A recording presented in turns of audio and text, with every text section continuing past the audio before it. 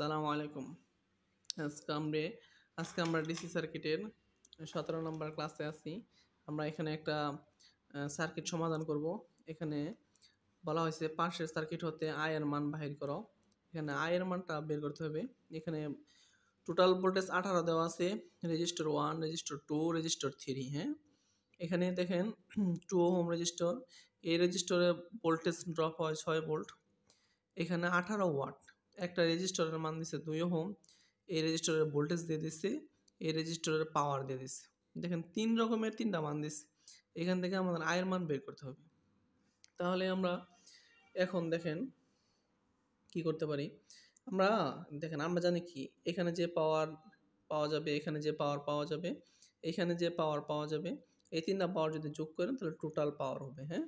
তাহলে দেখেন আমরা এইজন্য প্রথমে লিখছি কি PT টোটাল পাওয়ার সমান কি P1 যোগ P2 যোগ P3।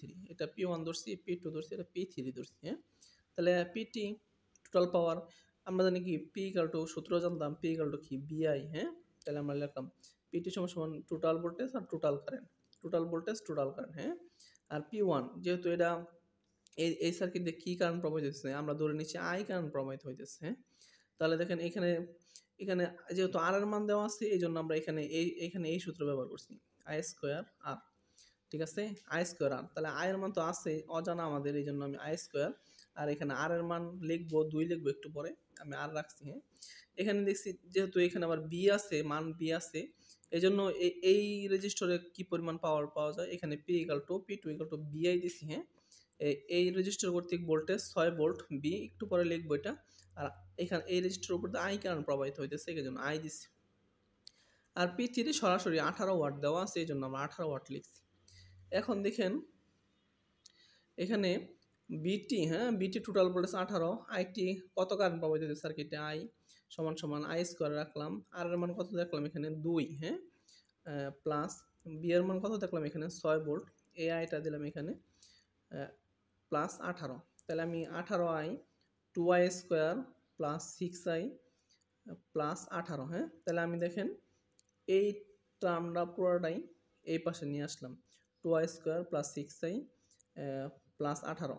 আর যদি আর এটা চলে গেছে কোন পাশে, এটা যদি এই পাশে নিয়ে আসি এটা চলে যাবে ওই পাশে চলে গেলে সমান এটা আছে প্লাস 18I, তাহলে এই পাশে আইসা কি হবে মাইনাস 18I হয়ে যাবে। এর আমি একটু এক লাইন স্কিপ করছি, এটা যদি আপনারা আবার না বুঝেন তাহলে দেখেন এই টোটালটা এই পাশে এই টোটালটা এই পাশে নিলাম, যেমন 2I square plus 6I plus 18 আর সমান এটা এই পাশে নিয়ে আসছি, তাহলে 18I কোন পাশে চলে গেছে, 18I এই পাশে চলে গেছে। তাহলে এখন দেখেন এই টোটালটা লিখলাম এখানে, হ্যাঁ, এখানে লিখলাম, আর এটা প্লাস 18 এই পাশে এসে কি হলো মাইনাস 18, বুঝতে পারছেন? তাহলে দেখেন এখন 2I square then 18I minus আর 6I পজিটিভ, মাইনাসের 18টা থেকে পজিটিভে 7টা বাদ দিছি, তাহলে মাইনাসের 12টা রয়ে গেছে আর প্লাস 18I এখানে 0। এখন যদি আপনি এটা ক্যালকুলেটরে সমাধান করেন, আমি একটু ক্যালকুলেটর আপনাদের দেখাইতেছি এটা কীভাবে সমাধান করতে হয়। এটা যারা এই ক্যালকুলেটর ব্যবহার করেন তারা এখানে যাবেন, এই ইকুয়েশনে যাবেন, দেখেন এ নাম্বার লেখা আছে, এই জন্য আমি এই যে এ চাপ দিলাম, হ্যাঁ? এখন দেখেন সিমাল ইকুয়েশন পলিনোমিয়াল, তাহলে এখানে দিবেন যেহেতু স্কোয়ার টার্ম পলিনোমিয়াল, হ্যাঁ? তাহলে 2 নাম্বারে চাপ দিলাম, এখন স্কোয়ার আছে না, স্কোয়ার থাকলে 2, কিউব থাকলে 3 দিতাম, এই জন্য আমি এখানে কত চাপতেছি দেখেন, এই জন্য এখানে ওই দেখেন আমি ডিসপ্লেতে দেখেন এই 2 নাম্বার চাপলাম আর কি, হ্যাঁ? এই যে 2 চাপলাম আর কি, 2 চাপলে আমাদের ইকুয়েশনটা আসলো। এখানে আই স্কোয়ার কয়টা আছে 2টা, তাহলে এন দিলাম কত 2 দিলাম, হ্যাঁ? তাহলে 2 দিলাম, এখানে আছে আয়ের সাথে কত আছে -12, এই জন্য দিলাম কত, ডিসপ্লেতে দেখেন এই যে -12 দিতেছি, হ্যাঁ? এই যে -12 প্লাস দিলাম কত 18, হ্যাঁ? সরি প্লাস দেওয়া যাবে না, এটা ইনপুট করতে হবে, এই উঠাইলাম সমান চাপ দিলে উঠবে আর কি এখানে, হ্যাঁ?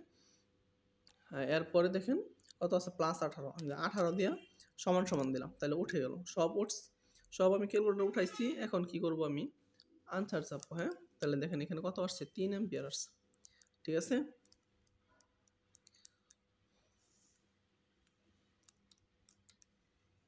তাহলে দেখেন সমাধান করে কত পাইলাম 3 অ্যাম্পিয়ার পাইলাম, এটাই আনসার, হ্যাঁ?